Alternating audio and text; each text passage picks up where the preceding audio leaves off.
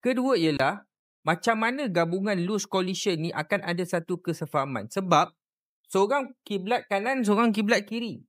Yang PAS Islamik, Bersatu opportunis, PSM socialist, Urimai for the Indian community.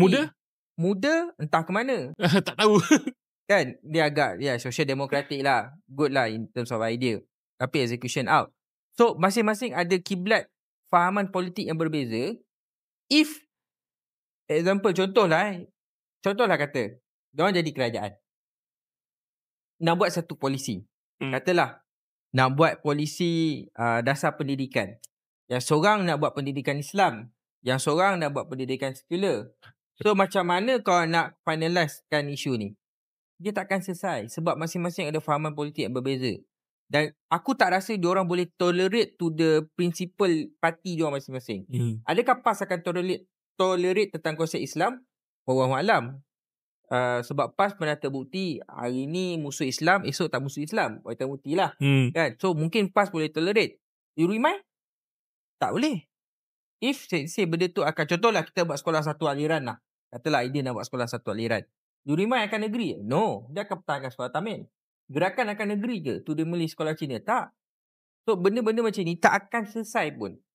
Beza dengan perpaduan, KBN ada idea dia, Melayu Islam.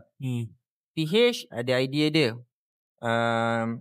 GPS JRS kepentingan Sabah dan Sarawak. Tapi diorang boleh come up together to discuss sebab masing-masing ada toleransi.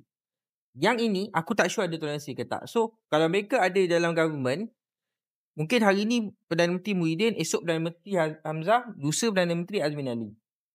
So masing-masing akan tengok siapa yang boleh jadi lead, yang boleh tolerate each other lah. So benda ni akan menjadi masalah besar pada loose coalition macam ni lah. Loose coalition pernah berlaku zaman Pakatan Rakyat. Dan efek dia ialah bila mana ada pertembungan idea antara PAS dan DAP, akhirnya Pakatan Rakyat pun berpecah. Same goes juga dengan this loose coalition. Kalau ada pertembungan idea antara PAS mungkin dengan Urimai, ataupun PAS dengan PSM, PAS dengan Muda, ataupun Bersatu dengan Urimai tentang soal Melayu dan India, coalition ni akan pecah. And if diorang ada government, katalah diorang ada 113 kerusi, parti lawan ada 109 kerusi, contoh katalah dia ada majoriti 113, simple majority 112 kan. Okay.